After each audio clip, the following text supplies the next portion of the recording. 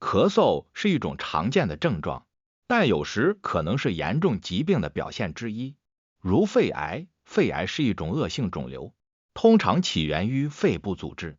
医生提醒人们，如果他们出现一些症状，应尽早去医院进行检查。那么哪些表现应该被我们重视呢？一、肺癌与咳嗽的关系。肺癌与咳嗽之间存在密切的关系，咳嗽是肺癌患者最常见的症状之一，而且通常是早期出现的症状之一。以下将详细介绍肺癌与咳嗽的关系。肺癌是一种恶性肿瘤，肺部组织中的异常细胞会不受控制的增殖和扩散，形成肿瘤。肺癌可分为两类，小细胞肺癌和非小细胞肺癌。其中非小细胞肺癌是最常见的类型，咳嗽在肺癌患者中非常常见，尤其是非小细胞肺癌患者。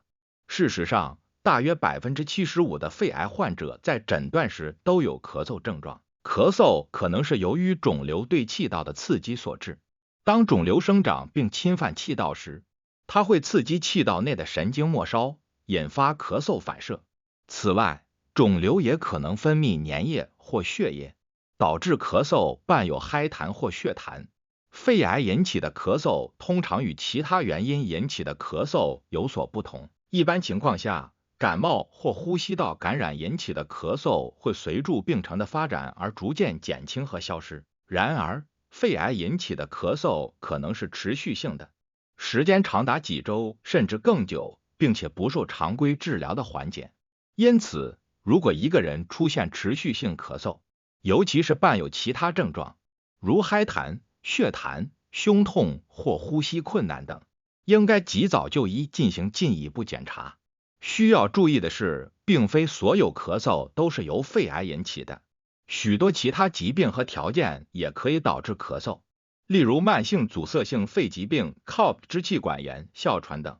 然而，当咳嗽伴随其他肺癌相关的症状出现时，特别是持续性咳嗽伴有嗨痰或血痰、胸痛或呼吸困难以及体重下降和乏力等症状，应该高度怀疑可能存在肺癌，并及时就医进行进一步的评估和诊断。二、医生提醒的4种表现。一、持续性咳嗽。持续性咳嗽指咳嗽持续时间长达几周或更久，与普通的感冒或呼吸道感染不同，这种咳嗽可能不会受到常规治疗的缓解。如果你长时间咳嗽不止，应及时就医进行进一步检查。如果你长时间咳嗽不止，尤其是伴随其他症状，如嗨痰、血痰、胸痛或呼吸困难等，应该及时就医进行进一步检查。医生可能会建议进行肺部影像学检查，如 X 射线、CT 扫描或 MRI， 以评估肺部结构和发现任何异常。此外，还可能进行其他进一步的检查，如支气管镜检查或活检，以获取更准确的诊断信息。二、咳嗽伴有嗨痰或血痰。正常情况下，咳嗽并不会伴有嗨痰或血痰。如果你咳嗽时出现黄绿色的痰液或带有鲜红色血丝的痰液，这可能是肺癌引起的咳嗽的一个重要指标。这种情况应引起足够的重视，并尽早就医进行检查。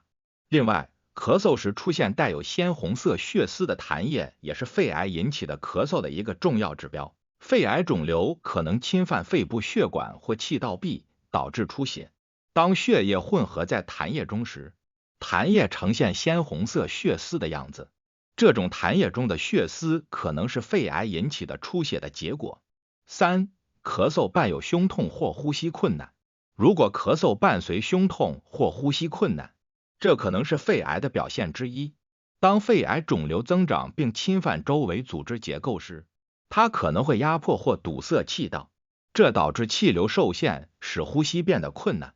呼吸困难可能在活动或运动时加重，因为身体需要更多氧气。此外，由于肺癌肿瘤刺激了气道和肺组织，可能会导致胸部不适和疼痛感。如果你经历咳嗽伴随胸痛或呼吸困难等症状，应该及时就医以确定原因并采取适当的治疗措施。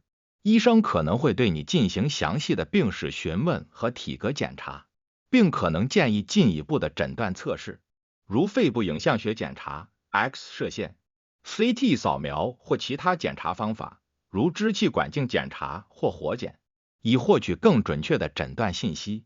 4. 体重下降和乏力。体重下降和乏力是许多疾病的常见症状，但在肺癌患者中尤为常见。肿瘤消耗身体能量和代谢率增加可能导致体重下降，而肿瘤本身也会引起乏力感。